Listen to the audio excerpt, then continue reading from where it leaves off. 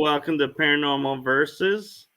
So, as you'll notice, this is unusual that you have just me on the screen for this show. Kell, unfortunately, is not feeling well, so I am going to handle this episode solo. So, our thoughts are to Kell and hoping that she gets to feeling better. And with that being said, we are both so excited to have Kathy Tierney Cogliano back on our show. Welcome back. Michael. Hi, Kell. If you're watching, feel better, hon. So, those of you who may have missed the first episode, I'll give you a quick synopsis. We were discussing our trip to Egypt, the experiences we had. Then we covered the music of the spheres and Rosalind. So today we are actually going to start with Italy and Kathy's experiences in Italy. Oh, you're jumping to Italy. Okay. Woo. Okay, so wow.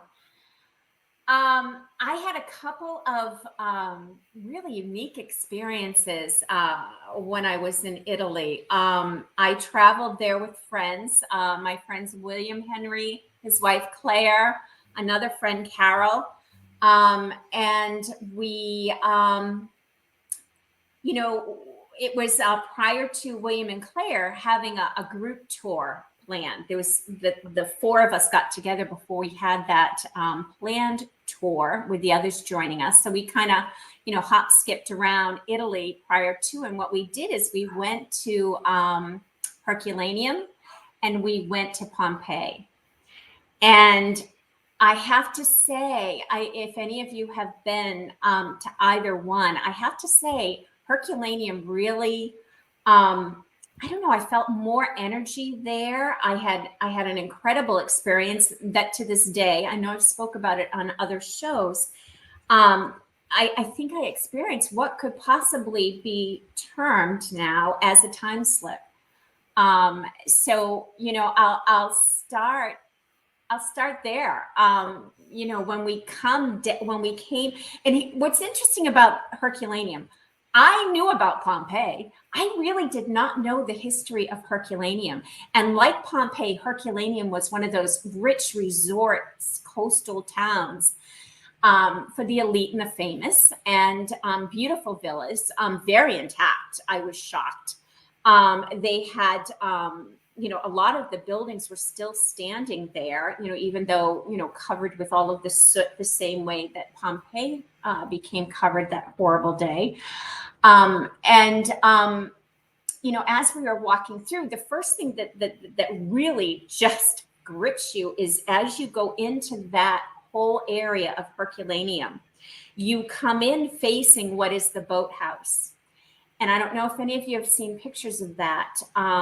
That jarred me because the bodies of those dear souls that were eradicated within seconds that day of Mount Vesuvius erupting, their bones are still piled in the boathouse.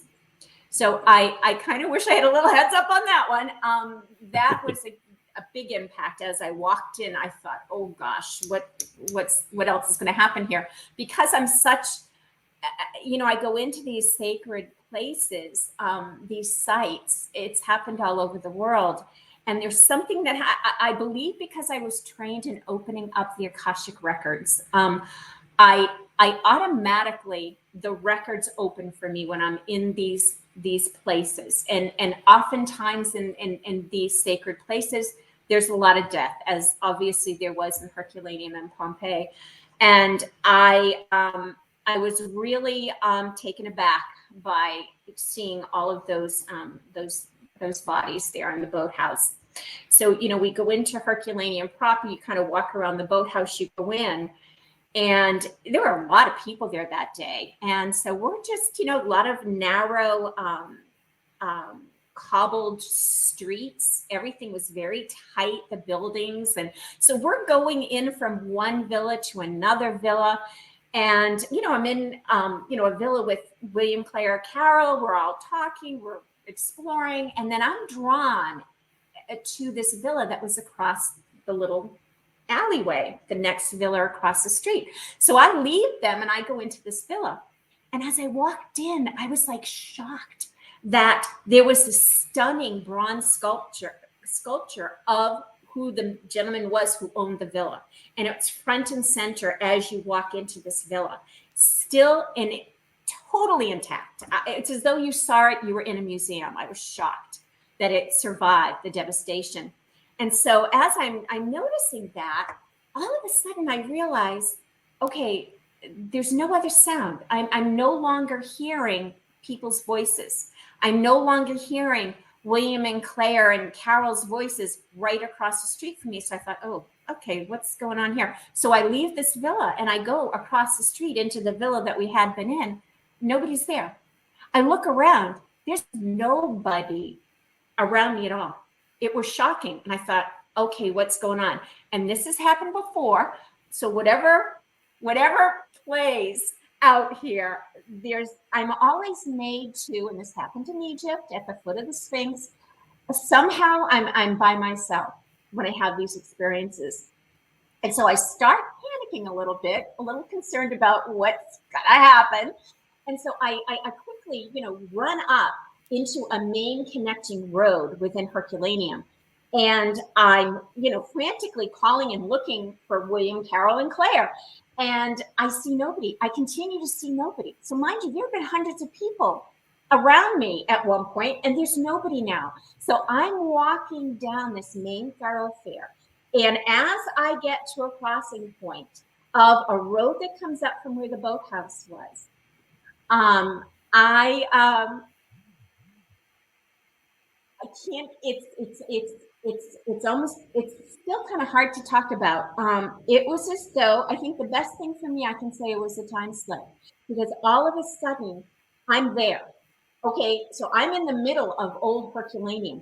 I'm in the middle of all the chaos of people running and screaming. And I can hear this with my physical ears. I could hear the rumbling going up above from where the volcano is. I could hear just, and the thing that I'll never forget is hearing the wooden carts being pulled with people's possessions and children and everything that animals trying to rush out of that area, trying to make their way down to the ocean. It was as though they felt that's where the safety would be, is down at the ocean. And I'm just standing there, and all this is going by me, and I'm going, what the heck? When all of a sudden, the only thing I can say is I got to feel and witness the end. So what happened is everything comes spewing down from the volcano, and at the same time, the ocean rose because of just everything. And there was this huge crash and collide exactly where I stood, and I stood there. It happened. And I just remember being grateful that I'm still alive.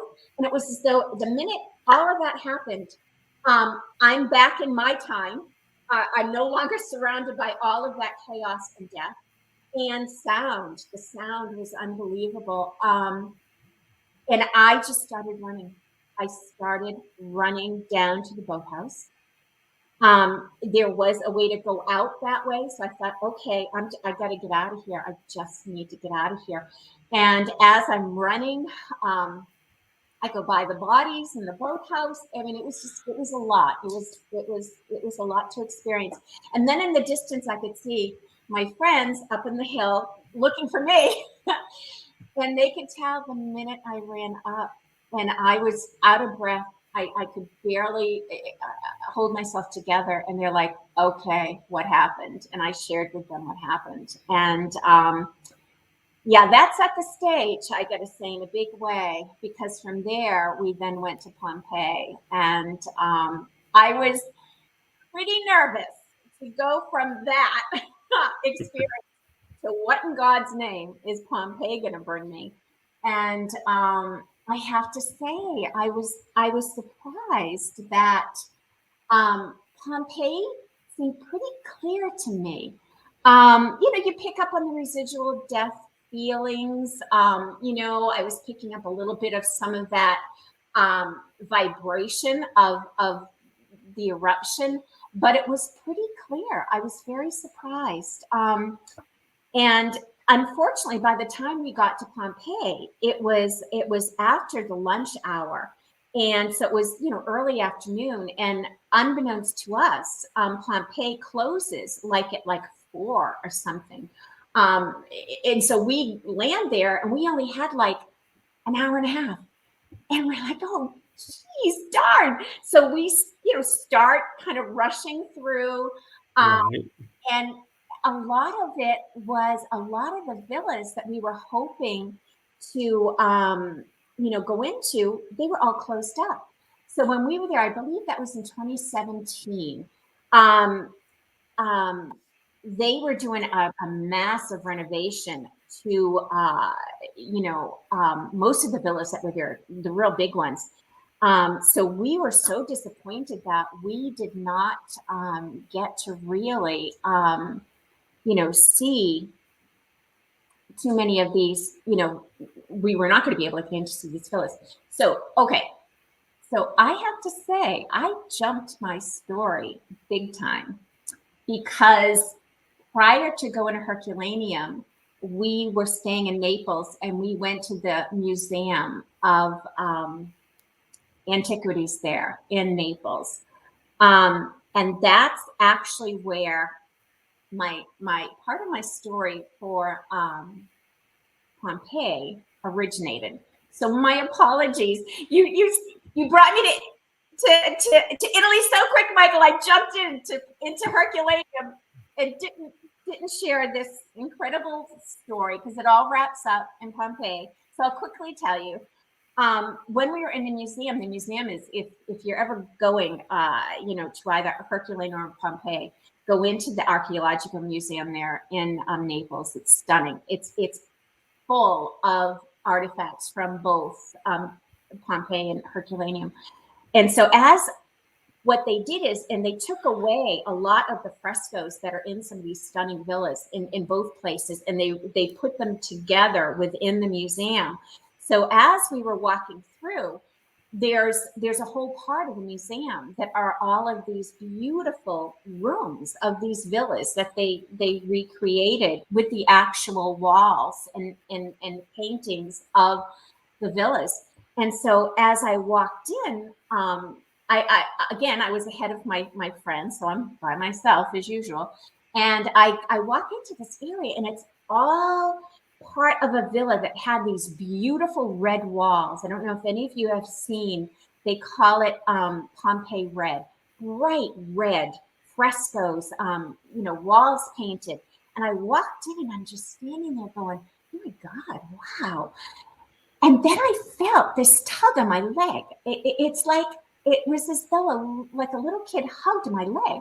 And I looked down, and there was a child in spirit of a little boy hugging my leg. I looked, and I went, oh my goodness. And as I looked down, he's only dressed, he has no clothes on. The only thing he has on are what look like little boots to me. And I thought, oh good God, what is this? And I no sooner looked down, and I could feel him holding my leg. And then as I looked down, it kind of creeped me out a little bit. I thought, oh God. So I looked up again, and as I looked back down, he was gone. So I thought, oh goodness, what just happened there? So I doubled back to find William, Claire, and Carol, thinking, okay, I'm going to share with them what just happened with this spirit of this little boy. And so they, so I find them, they come up, we go in, and don't you think, as we approach this part of the museum, for me to go back in, for them to experience it, they just locked it up. I was like, what? So the four of us work on the guard, and we're like, okay, we need to get back in there. And William I'm writing a book. I need to take some pictures. So we're, we give our pitch, and she's like, okay, just the four of you, quick, go in, don't spend too much time, come back out. And she says to us in broken Italian. So we're like, thank you. So we go back in, and I bring them to this room where I had that experience. And again, this little boy comes to me. And as I look down again, and he hugs my leg, and what struck me was that he had no clothes on. It just, I for some reason, that just touched my heart, and I thought, what is this about? And that's when he showed me that he was a slave, and that he was attached to one of the villas. He was a slave. There were other children there with him, and that he was not allowed to wear clothes. And that's how he presented, is that he did not wear clothes, and he just had on these like little, what looked to me like boots. And as I'm having this exchange with him again, I said to Carol, I said, William and Claire had left the room at that point, and I said, he's here. And she could sense him. She couldn't see him with her physical eyes like I could. And I just was talking to him like you would a child. And I just said, it's okay. I said, do you want us to cross you over? Do you, we kind of talked about that. And he stayed a little bit, and then he was gone again. So I thought, okay, for whatever reason, he came to me. Crossing over wasn't going to happen, but okay. So, we go. So now I'm back to my story. So now, that exchange was lovely, sweet, a little strange, because I wasn't quite sure what was going on there with this little guy.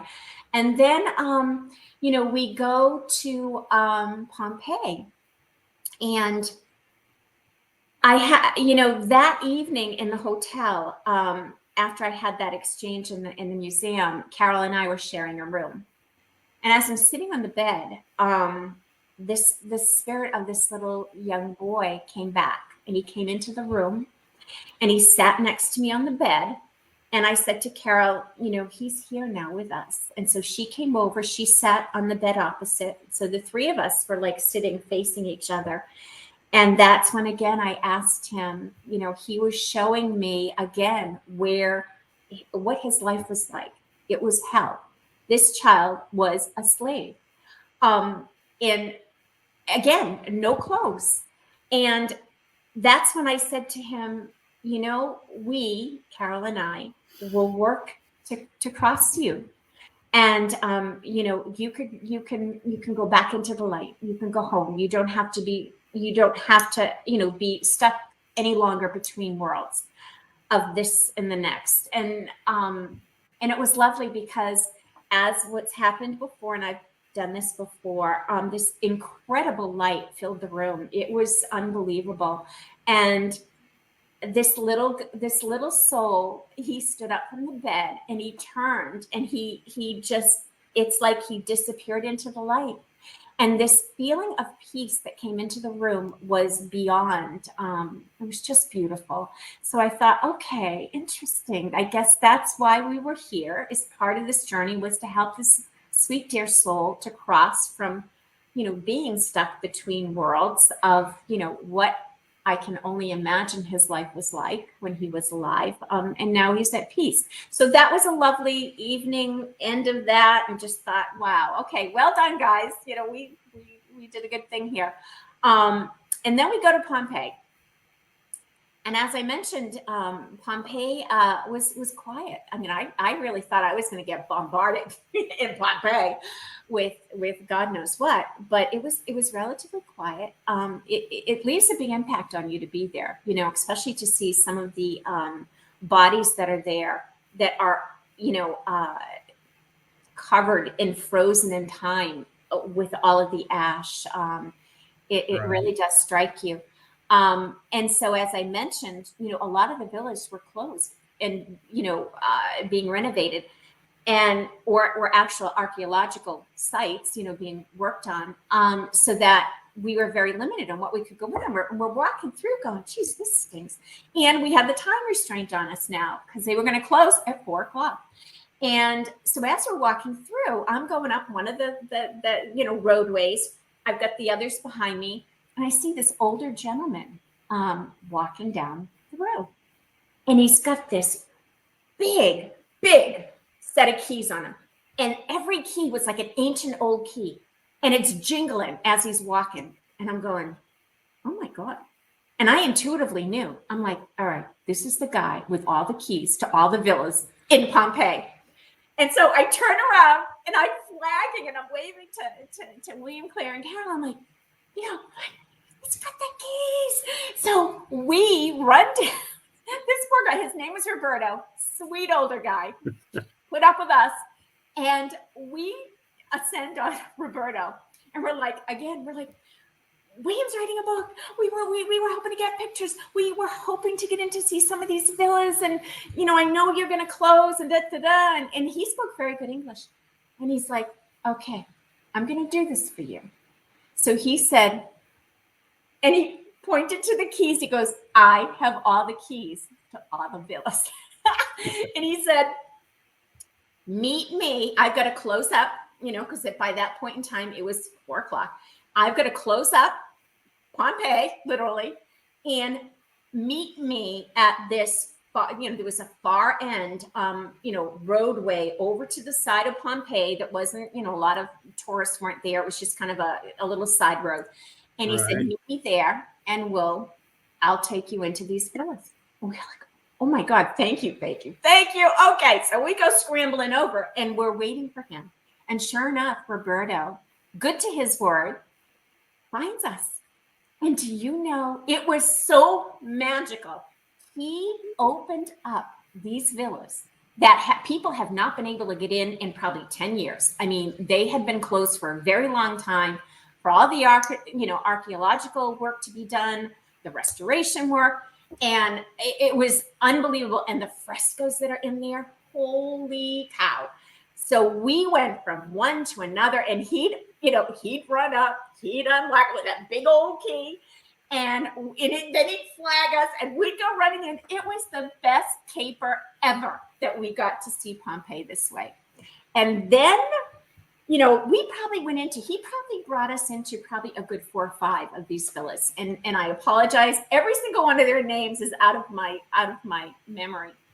But the last villa that he wanted to bring us to was the Villa of Mysteries. And I didn't know really anything about the Villa of Mysteries, other than I've heard of it.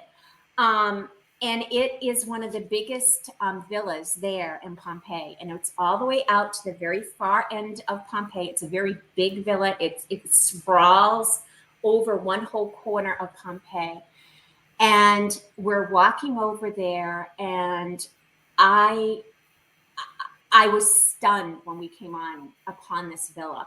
And we went into it with, it had beautiful grounds around it. In the day, it must have been absolutely stunning because a lot of the gardens still exist. So we kind of came into the villa that way. We came into it under this beautiful portico of columns. The villa was very intact. It was astonishing how intact it was. And so as we walk in, so as I get closer, so they all go ahead of me. And I kind of was hanging back. I started to pick up on this very, very dark energy. And I thought, oh boy. And so I very, carefully just kind of took my steps. I kind of was, in my protective mode, knowing that I'm picking up on all this around me. And as we go deeper into the villa, we're now within the villa. Oh my God, huge big rooms, corridors, just stunning. And as, my group's ahead of me, they take a left turn. So they're going down the corridor and they take a left. And then all of a sudden I hear them go, oh my God, this is amazing. So I'm thinking to myself, whoa, what's up ahead? So as I get closer and I go and I take that left,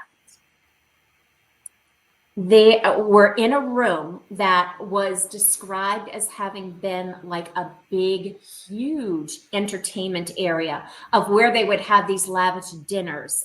So in a sense, to us, it was probably like a big dining area. And part of it was open air with columns out to the gardens. But when I turned the corner and I looked in this room, the entire room was painted in that Pompeii red. Painted, and it had a fresco on it that started here on the left, went all the way down and around. And as I stood there and I looked at this fresco, there was a picture of this little boy that I saw in the museum. He's in that fresco. He's standing there naked.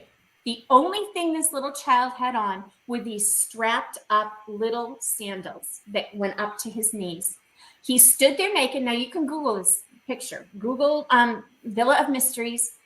It'll no doubt show you this stunning fresco. And he's standing there holding, naked, he's reading off of something. So you can tell it's all kind of staged. And the whole fresco is about Dionysus. It's about the cult of Dionysus. And they're depicting an entire ceremony in that cult of Dionysus. And this little boy, who was a slave, was made to be part of this whole fresco. And I lost my breath. I couldn't believe what I was looking at. And as soon as I realized who this was that I'm seeing, I said to Carol, I said, that's the little boy. That's him. And she could feel him. And then I felt him. He came again and he stood next to me, stood next to her. She couldn't see him, but she could feel his energy. And he proceeds to show me how he died. So during all of this, the owner of the villa did not leave the villa. He took himself. I don't know if there were any other family members, possibly, but the slaves were made to stay. They weren't allowed to flee. So this little boy had to stay, and they all went down to the cellar of this villa. And that's where they perished. And that's what he showed me. And I thought, oh, good God. And, you know, again, you know, it was this feeling of what this little boy's life was like. It was heartbreaking, absolutely heartbreaking. But he was so sweet because it was like important for him for us to see how he died. And that was almost like the last part of his story with us, was that he had to show us that for whatever reason. I think it was his closure. So I think it was his way, and this is just me interpreting this, of closing that lifetime, of letting go of all of that was in that lifetime, and he was free. And and then he was gone. It was as though he was there, then he was gone. So he came back, I believe, just to show us where he died. And Roberto, you know, I'm crying at this point. So the others were kind of like, of course, they didn't know the whole big story. And so I just said, you know, I'm sorry, I just need a moment. And so they kind of went off and went out of the villa at that point, and I stayed behind. And I just had just some moments where I was just remembering this little boy and the exchange I had with him. And only to go outside to have Roberto, to have reality hit me in the face. And Roberto is trying to coax Carol and Claire and myself to go down to the cellar of this villa and have a bottle of wine. I'm like, oh my God, there is no bleeping way I'm going down to the cellar in that villa ever. And I just had to laugh. I mean, it was like, okay, that was my reality check. That was like, okay, get out of the heaviness of what just all happened. And it was like, holy cow. I mean, I laughed my ass off. I was just like, oh my God, Roberto, that's never going to happen. And he's laughing. He's trying to coax us. He's, come on now. Come on. I got a beautiful bottle of red down there. And I'm like, no. So I don't even know what Roberto does in the cellar of the Villa of Mysteries on a good day. I don't want to know. But I just thought it was so comical that after, that little bit of a heavy exchange there with our sweet little friend, that we were being invited to go down to the cellar of death to have red wine with Roberto. I mean, that memory hangs with me whenever I share this story. I just think, you know what? Thank you, Roberto. We all generously tipped Roberto, and we took some pictures with him, and we exited Pompeii. But it was a remarkable visit to Pompeii. I'll never forget it. And every once in a while, and I've written about this. So this has been in Outer Limits magazine with my dear friend Chris Evers. They published it, and I've spoke about this to other groups, this story, and it always does just touch my heart, that this little boy, from thousands of years ago, we were able to just help him cross, and he's in a better place. He's at peace, his sweet dear soul, and that was my experience in Pompeii. So it was remarkable, So, and so I got to tell you, I shared his story with the world, and when that was published, I can't tell you the people that reached out and just loved to hear his story. So his story has touched thousands of people now. That little guy's story, Yeah, that's beautiful. Yeah. And Kell's been wanting me to ask you, did the child spirit understand English? Appeared to. Of course, it's all telepathic, so it was telepathically, he was telepathically communicating with me. It's funny, that's always an awesome question, because I don't know if anybody can answer that question, because I don't know if it's, and I've communicated with spirit all over the world. I don't know if it's the fact that it's a telecommunicated way of communicating that takes off the, speaking a different language connection. I don't know. I don't know. All I know is he was communicating to me. We obviously knew, I knew what he was telling me, a lot, showing me. He showed me a lot. So a lot of it, some talking, but a lot of it was being shown to me, for sure. Right. I got an interesting question for you, but before I ask it, talking about the language barrier, I think the energy and the intention kind of overrides the language barrier, and they can read the energy. And so I think that's where the spirits are able to communicate, and we can understand them and they can understand us, because a lot of communication isn't actually done with words, it's done with actions and energy. I agree, Michael. I agree. And I don't know about you, when you've had your interactions with spirit, a lot of times they show me things. So either I'm taken somewhere where they're showing me, they bring me to a place that, they loved, a place that they enjoyed being in, or they'll show me photographs.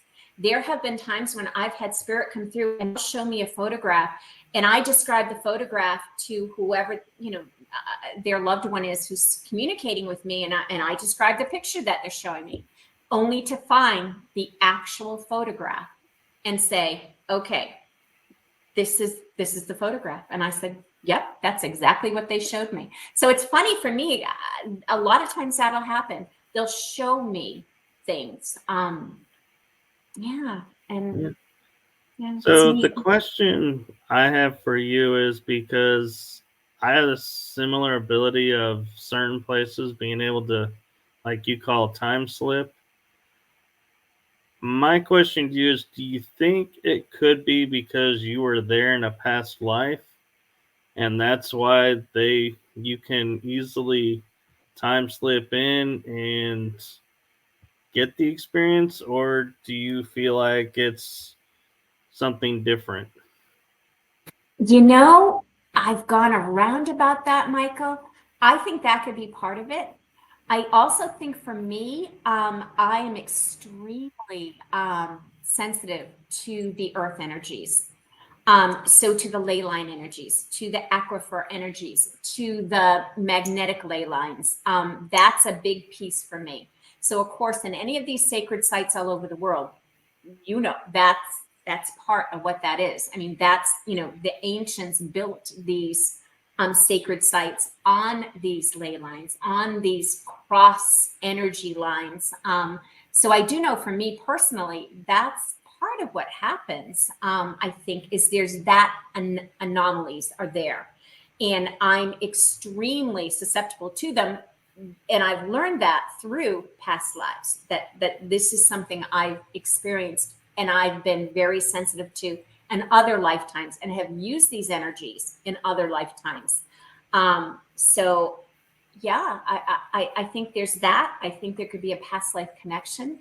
I don't know. I mean, that was a crazy experience, I will say to you, in Herculaneum. And it was okay, the best way I could describe it, and I know it's a little dramatic, but that's how it felt. It's like being at the Big Bang. It was like, bam, you had the ocean and you had the volcano eruption come. And that was the end. That was the end. You know, that might also explain why they were turned to ash. Is the water and lava hitting at the same time would have flash froze, possibly, because you have the cold of the ocean hitting the heat of the lava, and you know, science does its thing, and boom.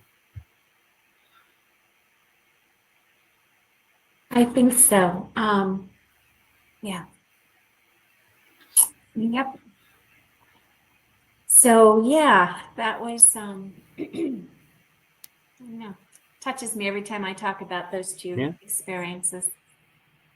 So we do have another region of area, if you're wanting to jump to, where both of us traveled to, not at the same time this time. We were different trips, but do you want to talk about your experiences in France? Sure. I find it remarkable, Michael, that you and we had this parallel thing going on. So it's like, you know, we meet in Egypt. We're having these parallel cool experiences. We both can communicate with spirit. We both are just, love it. So one of these days we're gonna have to travel together. I'm just putting that out there for the universe to just let happen. I'm open to it. Yeah, same. Yeah, France. That, you know, again, it's so funny. I traveled there with William Henry, his wife Claire, and a group of beautiful souls. And William and Claire had a whole group tour planned, and I jumped on board. We actually spent some time in England before that tour, and then we went on to France together. And it was all about the Cathars, that particular trip, you know, that history of the Cathars. And, you know, and doing a little bit of research before that trip. It's funny, I don't always do my research because I'm intuitively told by my guides, there are some things I'm meant to go and experience without all of the knowledge. prior to. But for whatever reason, I did do some homework on the trip to France. And one woman in particular came onto my path in doing my research is Esclaman de Foix. She was a very high-level Cathar priestess, and she grew up in the region of southern France. In particular, her family were of noble descent. They had a castle in Foix, and Foix was in the same region as Carcassonne, that area of France. And so I, did a deep dive on her, and she's a remarkable woman, and learned a lot of the Cathar history. So that was a piece of that trip for me. And we climbed Mont Ségur, where the last stand of the last roughly 200 Cathars took place. And that Mont Ségur, that stronghold at the top of the mountain, was actually in Esclaman de Foix, in all of the upheaval that was going on at the time with the persecution of the Catholics trying to, eliminate the Cathars. She used her funds to reinforce the stronghold on top of Mont Ségur. And I know you were saying, Michael, you climbed up there as well. It's a remarkable place. You feel that history around you. You feel those, that last group up there. I can only imagine they were up there for, I want to say it was about a year. They held off the Pope's armies. And that was their last stronghold. So, held that in great reverence in my heart as we climbed up to Mont Ségur. And it was remarkable to sit up there in the beautiful silence and peace that there is still there. And again, that was another place I thought, gosh, what am I going to pick up there? But I truly picked up just peace. And the views are stunning. And so here's the interesting thing. When I was climbing up Mont Ségur, I kept hearing cattle bells. And I kept looking, so mind you, we're climbing up the side of a mountain. I kept looking down, trying to find, okay, where's the cattle? I'm hearing these cattle bells, cow bells. And I never saw any. So I thought, okay, that's weird. And I can remember saying to some of my friends who were climbing with me, do you hear cow bells? Do you hear the cattle bells? And they look at me and they're like, no, I don't hear any cow bells. I'm like, okay. Only for me to come back, after the fact and realize that there are hymns of the Cathars, and they are part of the hymn, part of what is sacred to them are these cattle bells. You hear them in in the background of a lot of their music, and that was unbeknownst to me at the time. So I thought it was interesting that I'm hearing these as I ascend and descend Mont Ségur. Right. And just these little things and then as we came down, we had a lovely French guide with us, and her and I ended up walking together as we got down towards the end. And as you descend, you go by, I'm sure you saw it, Michael, a beautiful stone cross in remembrance of the Cathars. It marks, their descent. So, when the Pope's men did come, they rounded up all of the Cathars that were up in Mont Ségur, and they chained them.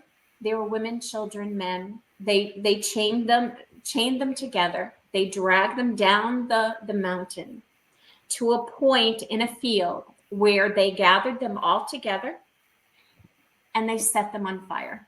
They burnt them to death. That was the last stand of the Cathars. And it is noted by some of the men who were there in the Pope's army at the time that as they descended as a group in chains, they sang hymns. They were happy. There was no tears. And even as they came down and they were set ablaze, there was no screaming. even the children, they went to their death willingly, knowing they were going to a better place. And so when we got down to that area where supposedly they were, burnt to death in a pyre, I walked that area and I asked this French guide, I said, do you believe, because there was a sign over in like a parking lot area saying this is where the Cathars were burnt to death. And I can remember even just getting off the bus in the beginning, looking over there going, all right, that's not the place. That's just not the place. So as I came down, I said to her, that's not where this happened. Is it where that car park is? And she's like, no. So we walk over to this other field. And the minute I stepped into that area, I just knew. I knew. And again, I didn't know what I'd pick up.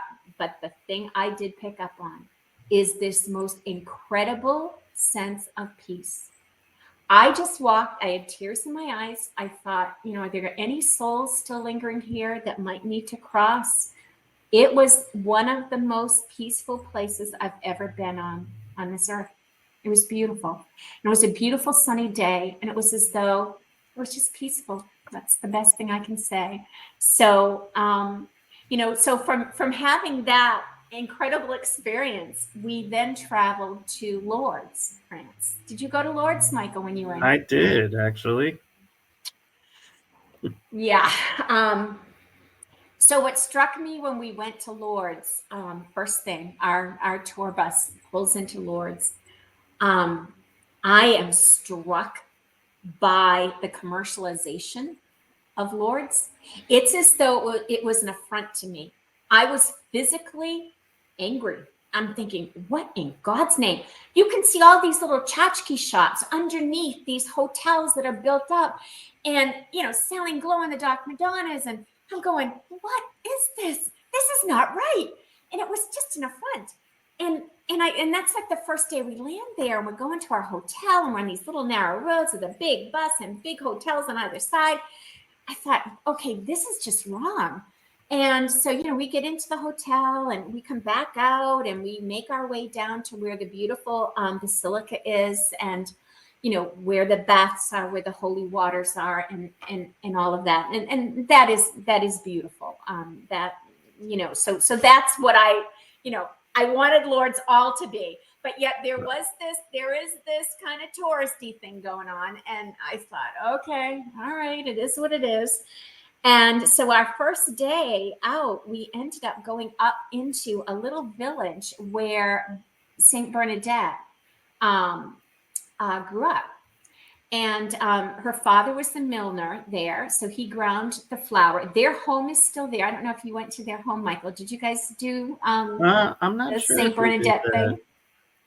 Yeah, it was, the house is still there. Their first house anyway. They're a very poor family. To the point that the mill for the flour was in the middle of the house. And it was a very small little house is around this mill work.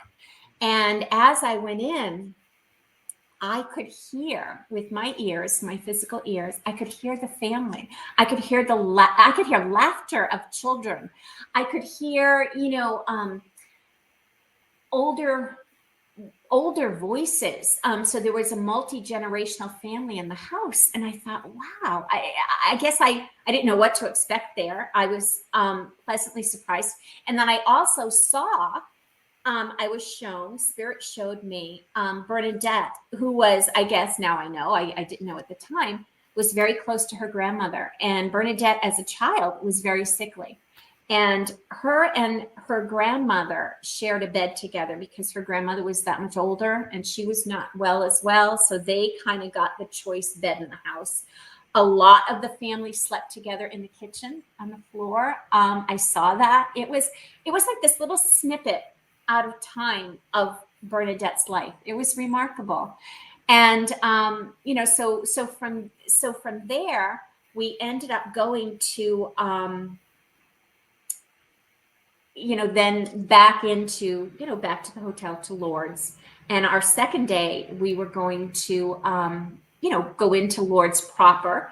and have time at the beautiful basilica there. And it was arranged for us to go as a group to the sacred waters, to go into the baths at Lourdes. And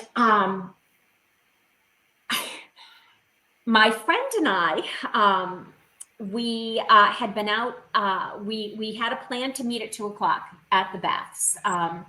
And we were running late. So, you know, we run up and we join our group, and our group was that much further ahead of us. So as you go into where the baths are, I'm sure you remember, Michael, there's a male bathhouse and there's a female bathhouse. Right. And of course, the female bathhouse had the longest line queued up around it to get in. And so our group split, you know, the guys were, you know, going into the guys' bathhouse, and us gals, you know, and we, my dear friend, her God-given name was Mary Magdalene. I won't say her last name, but her God-given name was Mary Magdalene. So I'm at Lourdes with Mary Magdalene. So her and I, you know, we're just the two of us because our group had already gone ahead of us. So we get into the queue, we're sitting there, and I'm expecting to have this incredible, like, just experience of God, of godliness, of a sacred healing, of just, you know. So it took us probably a good 45 minutes or an hour to go through this queue. And you're in a long line, you're standing, it was hot. You know, we kept inching our way closer to where the bathhouse was. And as you got closer, you know, they had musicians that would come out and they'd play and sing hymns. And, you know, everybody was in a state of deep reverence. You know, you're in prayer, you're getting ready to go into these sacred baths and have this, you know, healing experience. And so we're inching our way there, me and Mary Magdalene. And at one point, it was like a series of entrances to get into where these actual baths were. So we got close to the cement building. You know, we're sitting in a row of pews in front of this building. So we finally got to the building itself, and then they have volunteers that will flag you in. You know, so you had to wait, and so we're waiting, and I started to truly feel, out of absolutely nowhere, this incredible feeling of dread and fear came over me, just washed over me. And I sat there and I thought, what is going on? Holy cow. And Mary Magdalene, she's talking to me. She's, you know, and I'm thinking, what's happening to me here? And it got so intense that I started streaming tears and sobbing. And I looked at her, and we're sitting there, sitting now right outside of the bathhouse. And I said to her, I can't go in there. I gotta go. I gotta go. And I could barely speak. And she puts her arm around me, and she had a very heavy Boston accent. And she says, doll, you ain't going nowhere. You made it this far here. You're not leaving. You're going through here. And I went, oh God. I said, I don't know.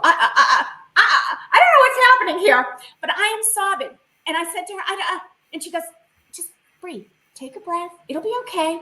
We're going to do this together. We'll do it together.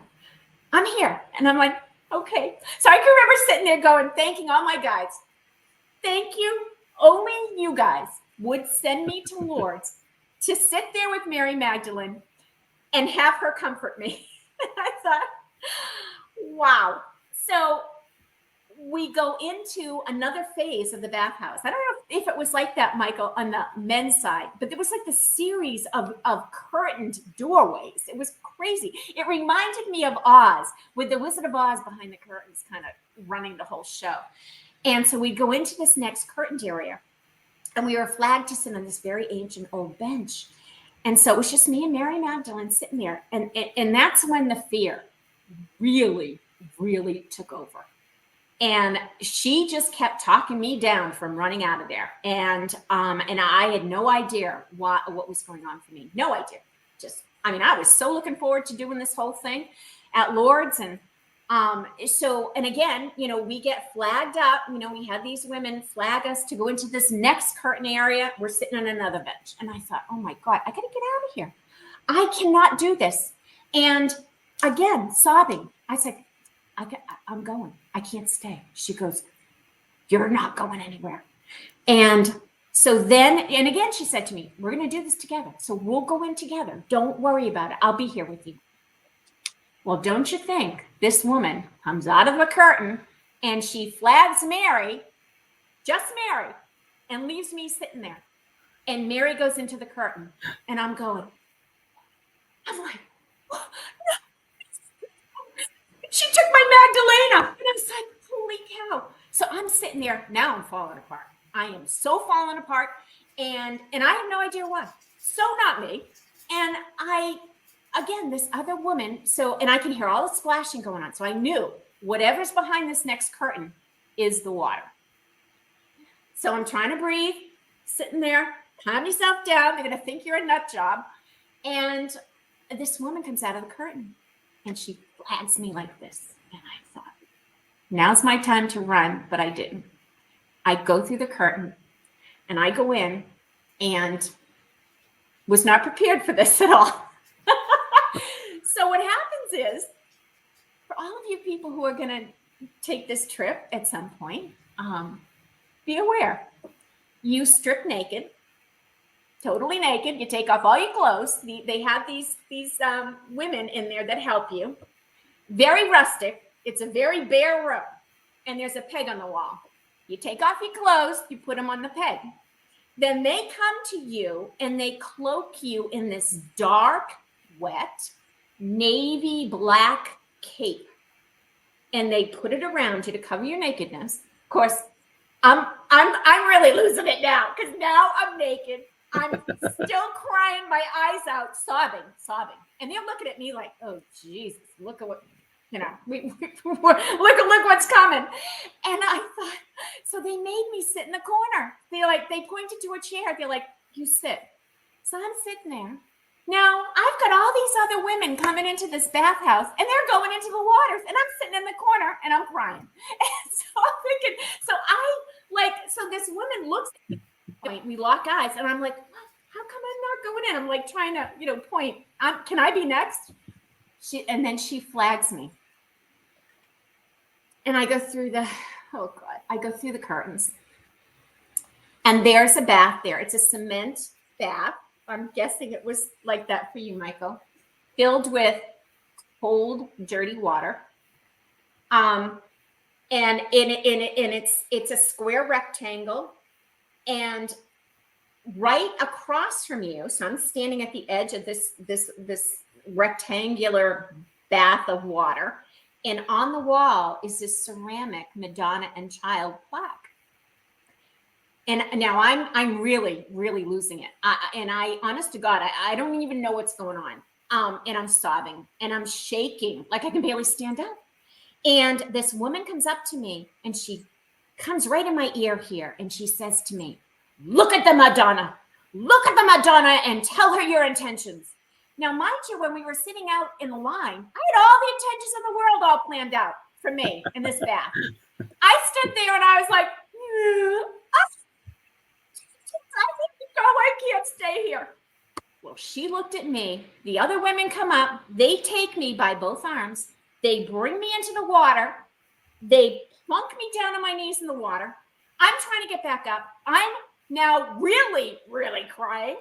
And they try to flip me backwards into the water. And they do to a point. And then they flip me up.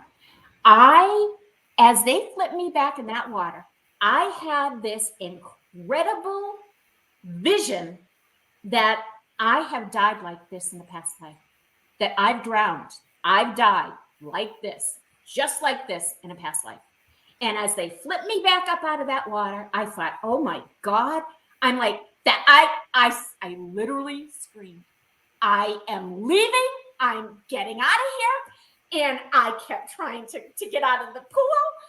So they finally walked me up. Look how dark my background is now. Yeah. They finally walked me out. And you could tell they were pissed. They're like, this is American. And sobbing. I could barely walk. When these two women, who I don't recall seeing,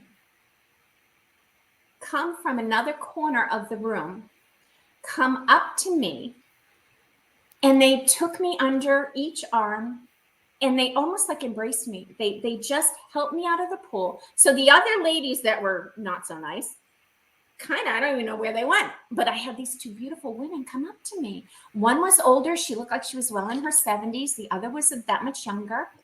And they helped me out of the pool. They, literally almost carry me into back into the changing room where your clothes are on a peg. And again, I'm still sobbing. And I just, I don't know why. I can't even process what was going on there. And they walked me over to where my clothes were. They encircled me in a hug. They just held me. And I sobbed. So the older woman took my head like you would a child, and she just laid my head on her chest, and she pat me, and she talked to me. They sounded to me like they were speaking in Italian, which I know is odd because we're in France, but just cooing to me like a baby. It's okay. This is what I think I'm hearing. I don't speak Italian. It's okay. She's just, and then the other woman comes around and puts her arms around the two of us, and we're standing there, and they're like, it's okay. And they're both calming me down. Then the older woman takes my face in her hands, and she kisses both my cheeks and my lips. And then she bows to me. Then the other woman comes over, same thing, kisses both my cheeks and bow. And they just hug me. And the love that they shared to me was beyond anything I've ever experienced in this lifetime. And I will say to you, my own mother was not one of the most loving people demonstratively. Never got hugged, never got really kissed. I mean, that wasn't part of what my mother was like, let's just say. So to have these women do that to me at this incredible moment where I had no idea why I was losing my mind, basically, what is going on here. But I knew intuitively something incredible was happening. To the point that, again, intuitively, I knew as these women hugged me and held my face that they have done this for me before. I just intuitively knew. I knew that they have done this for me before. And it just, oh God, I can picture them as clear as day now, and I can feel their love. And they helped me dress. So another note to anybody going to Lourdes: do not wear super tight, skinny jeans because your body's soaking wet. They don't give you a towel, and you try to get back into your skinny jeans. It is not pretty. And they're helping me get dressed. And so again, I'm dressed, and I'm still crying. And they're just, again, big hugs, the kiss and the, oh. And I said goodbye, and I thanked them. I just gave them my love back, and I left. My legs were like this; they were like jelly, in my tight, wet, skinny jeans. And I get out, and I'm going, what was this? And I go to the restroom. I could barely walk. Then I go out, and I try to find Mary Magdalene, my Mary Magdalene. And I see her at the far corner, and we both run to each other and hugged each other. And she's like, "Are you okay?" I mean, I must have looked like something the cat literally dragged in. And I was I had lost it. And she said, "Wow." I said, "What kind of experience did you have?" She said, "Well, it wasn't what I thought it was going to be." I said, "Oh yeah, you think? Neither was mine." So the two of us were like, but we agreed. Somehow we agreed. Intuitively, we just both knew. Don't share this experience with the others. We'll keep this to ourselves. And then there was one other woman there who we came to reconnect with also. And she equally had a very uncomfortable experience there. Whereas others had a remarkable, beautiful experience on all levels for them. So it was interesting that the three of us, and again, intuitively, even this third gal, she intuitively knew. We all agreed we're not going to share our experience. It's ours to hold. We're not going to share it. Right. And so I come home from Lourdes, and I've spoke about him before, Michael, I think in our first episode of my very, very profound teacher that came on my path. His name is Xenos. He was very anxious to hear about my experience in Lourdes. So I wrote him a very long letter, email. I detailed my entire experience I just spoke of. And he wrote me back, and I'm going to read to you what he wrote me, because I was shocked. But it made all the sense of the world.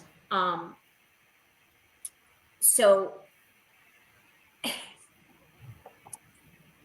he said to me, I am glad that you had a special connection with Bernadette in her home, as you have felt it was a very loving home and a place where she was happy.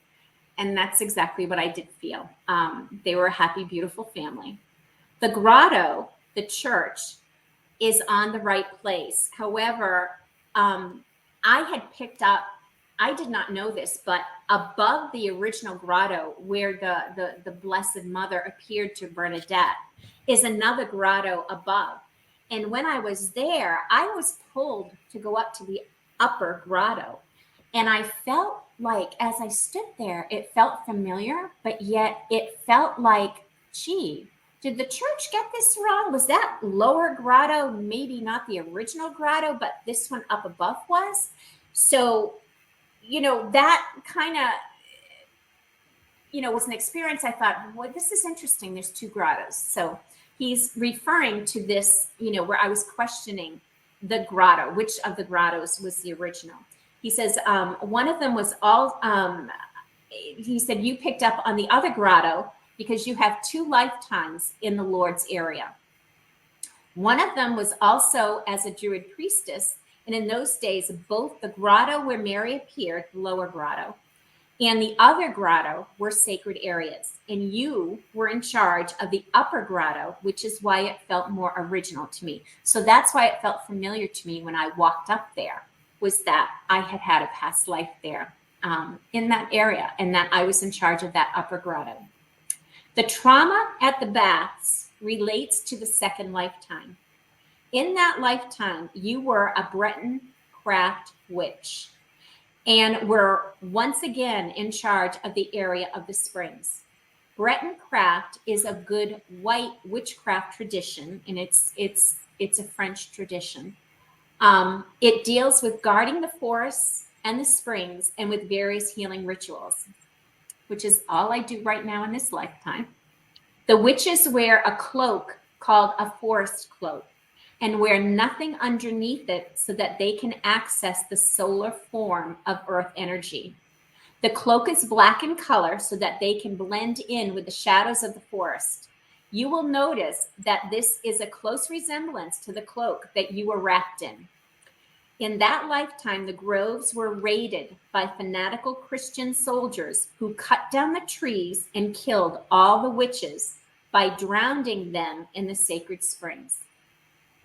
You were drowned just where the baths are now situated! ! You also died in great distress because you were the senior priestess and you believed wrongly that maybe you could have saved the other lives. Because of that wrong belief, which was unconsciously holding you back spiritually, it was necessary that you re-experience the trauma, but this time emerge alive with neither you nor your companions being physically harmed. So I had to have that dark night of the soul. I had to re-experience that lifetime. And he goes on to tell me that, oh darn, I don't have the next page, rats. That the women who were so kind to me, They were my mother and grandmother in that lifetime that I died there at Lourdes. So they came to me again in this lifetime to offer me once again love and comfort that, as I said to you, I intuitively knew they had done this for me before, and they had. They were my loving family in that lifetime. So he wrapped it up with his letter, and what Xenos would do for me is, he would like this. He would share these lifetimes. He would acknowledge them for me, only if I had an inkling of what the lifetime was. He would never just go, oh, hey, by the way, you had XYZ as a lifetime.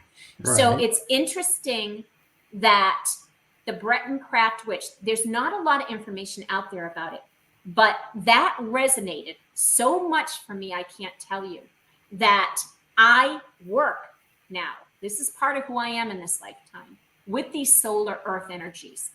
And Michael, we had a bit of a discussion before we came on air that I mentioned it as we were talking about Herculaneum and the energies there. I am so susceptible to these energies. So this is something I've come back into, in this lifetime. I'm still able to tap into those energies. They're energies that are familiar to me. I use these energies in my healing work.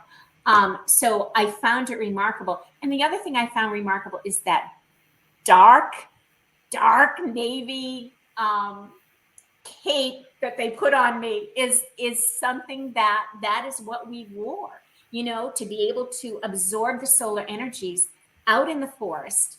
And so the whole thing, it just was a remarkable experience. Again, I have written about this experience. It has been published. I've done a presentation on this experience with a lot more of the history of the Cathars related to it, but that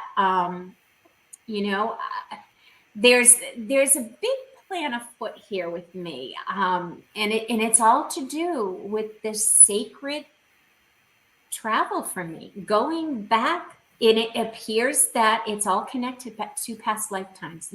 Egypt, France, Italy, possibly Italy. It for whatever reason, and I think it's connected just intuitively. I have a sense it's connected to the fact that I can tap into the Akasha, that it's there, that, it's out there. And that when I come to these sacred places, it almost opens like a portal of sorts, I guess, that I can step back into these lifetimes and experience some of those lifetimes. And it's remarkable. So I know my teacher, he came on my path in 2015. He left us in 2018.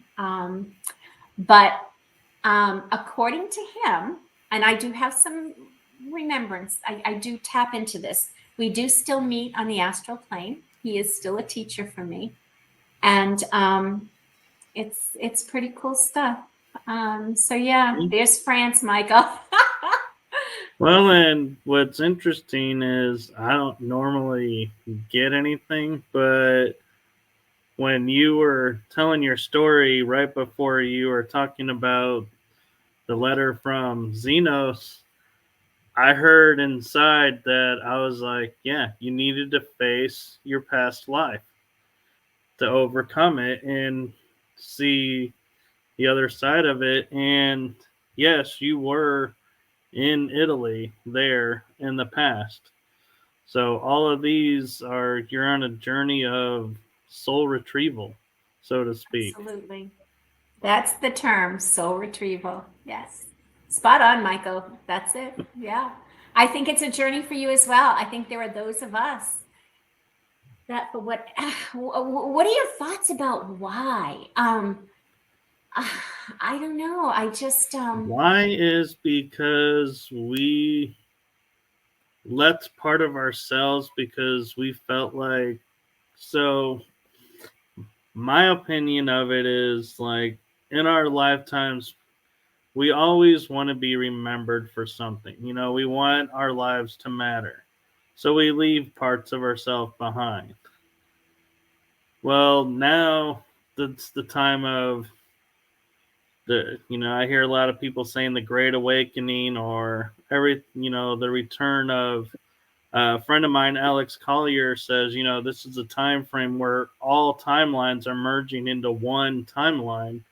So we need to, as we're merging, all parts of ourselves are going to return to ourselves, and we're going to truly become the one, I guess, essence or self that we are. And so I think those of us who are more attuned and more aware of the energies around us here, it's kind of funny because like the Irish, one of my favorite Irish songs is calling me home. Ireland, the call of Ireland. It's calling me home.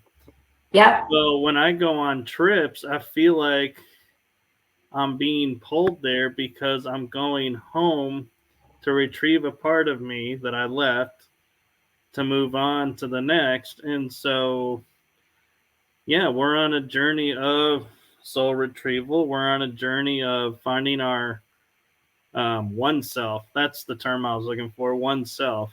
So the metaphysical reference of where we truly are one with everything. Well, we can't be that if part of us, part of a past life memory is blocking, for you, example, in France, or, it could be Italy, or for me, it could be when I went to Hawaii. And so as we're putting it all back together, we're starting to become more aware of our gifts. Our abilities are becoming more aware. And by that, I mean, we're able to see, hear, feel, kind of like the time slip, where we're somewhere where we've never been, but we're experiencing it in a different way. And I think that's why, for me, whenever I go to locations, I try to time slip to see what's going on, but I can't because there's not a part of me there. That's why I feel like you have to have that past life piece, because my experience has been it's only certain places. I can't go, like, say, to a hotel in Ballinger and time slip, but I can go to Vicksburg and time slip because I have a past life there. I've had past lives in different Civil War battlefields. In certain fields, I experience differently. Yorktown, I experienced differently. But it's interesting that, like you're saying, yeah, as we're being called to pull everything together and become, like, I guess, to quote William, our rainbow body self is calling us, and we're taking our steps towards it. It's funny, as you talked, the phrase that I kept hearing is one is all is one. And that is the tenet of Vedanta, which is, I've been called to the teachings of Vedanta, which are very ancient teachings. They kind of originated with Sri Ramakrishna. So it's a Hindu construct, but they believe in all of the prophets, and truly their mantra is, one is all and all is one. So there's no denomination. We're all the same. We're all, whoever you worship, and you honor that. And it's just like, I don't know why though, that phrase was coming to me as you were talking. But I think you're right. I think it's absolutely soul retrieval. Yeah, that's been a big part for me in this lifetime. There's Crazy. there's a question in the chat room if you have time, because I know we're 20 minutes over. Oh God, I'm good to say. How can I see the chat room, Michael? I wasn't able to see it. I'm not. Do you see a tab on your right that says I got it. I was clicking into private chat. And, oh yeah, that's just for you and I. Comments. Hey gang, now I can see everybody's comments. So what one, Michael? Nickname is asking. She's came in late, so she doesn't know if this has already been asked. But to answer your question, Nickname, no, this question was not asked, so we're gonna ask it now. What could be the UFO paranormal connection be?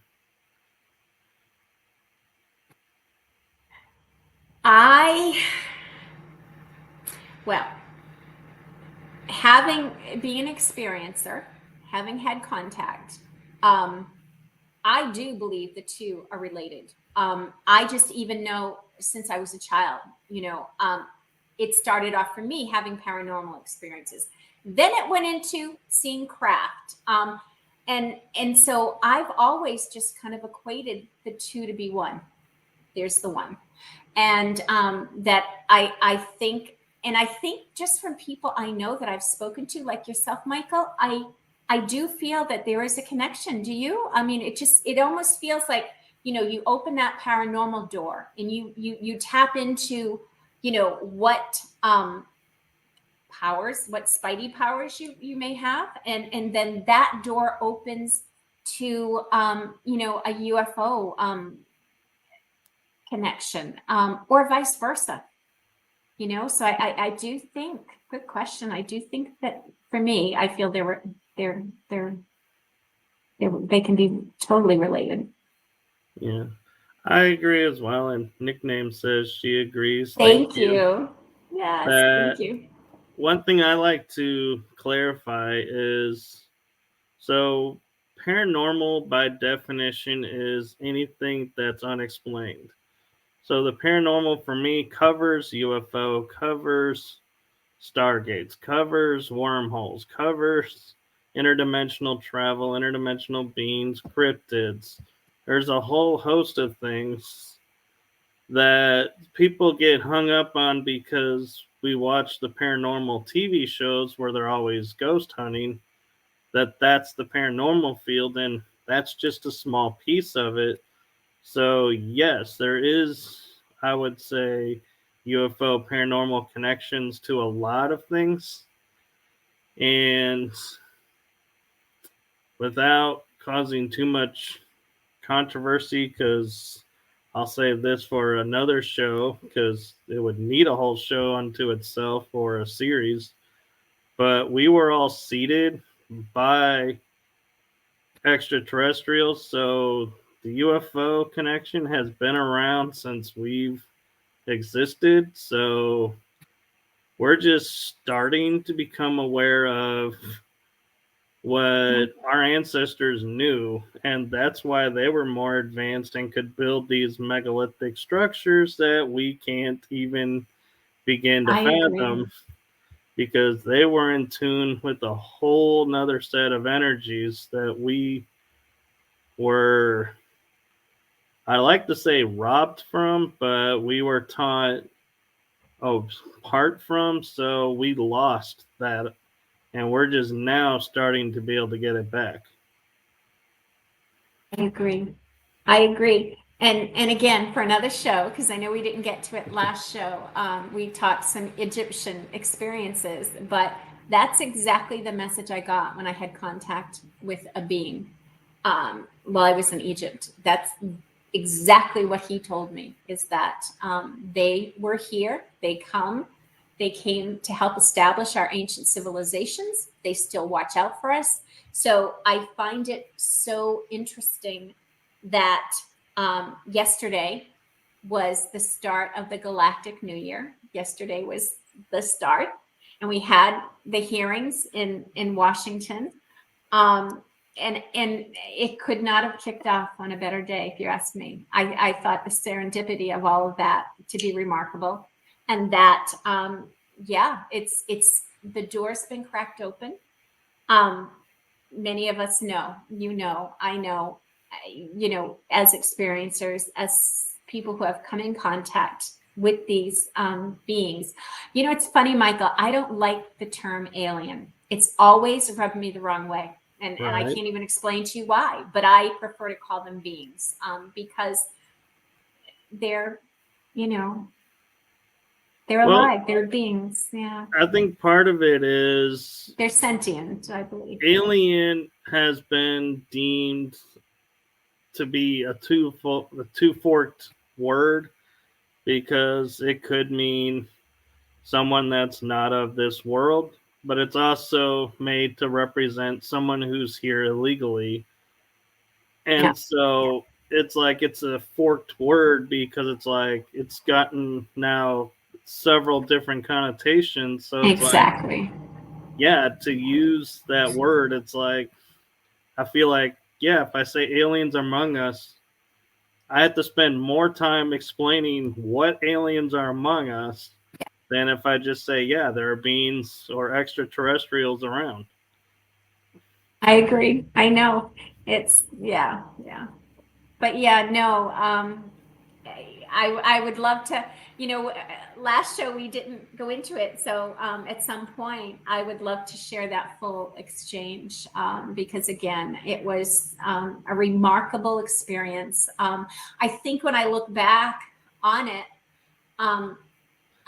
I don't hold any fear, having had that. I feel blessed that I was able to have that encounter.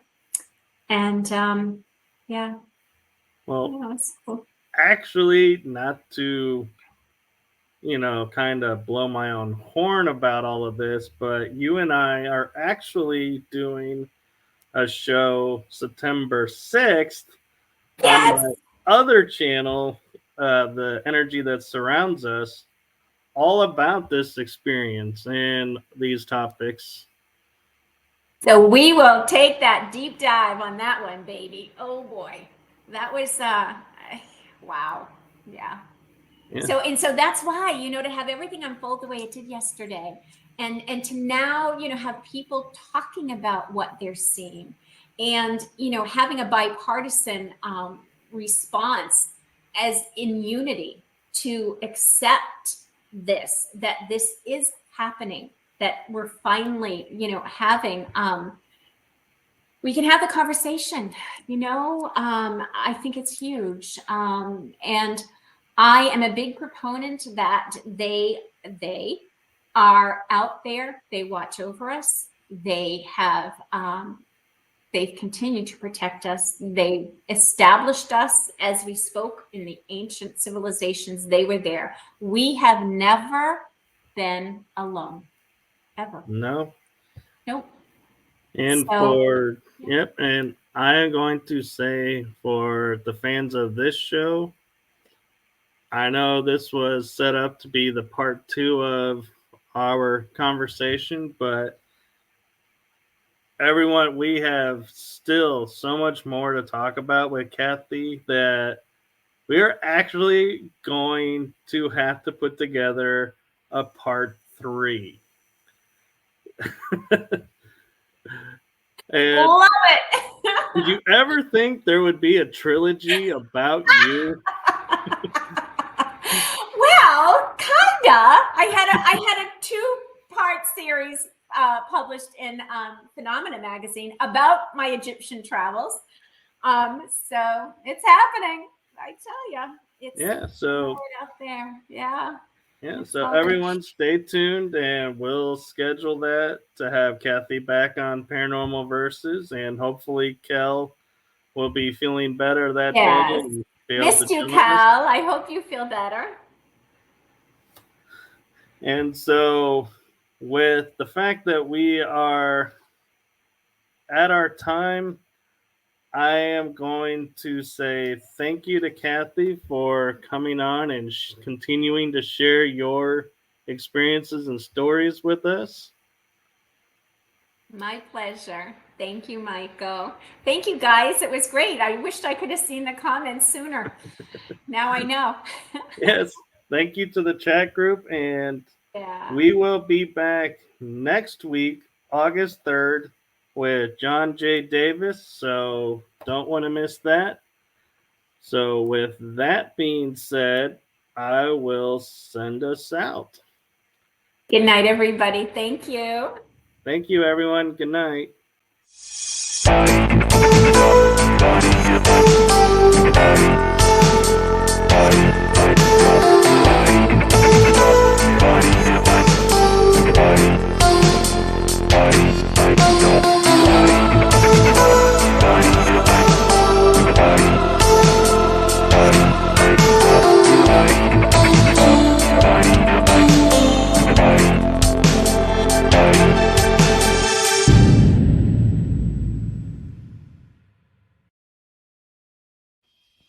Thank you for joining us at Paranormal Verses. Hope to see you on our next episode.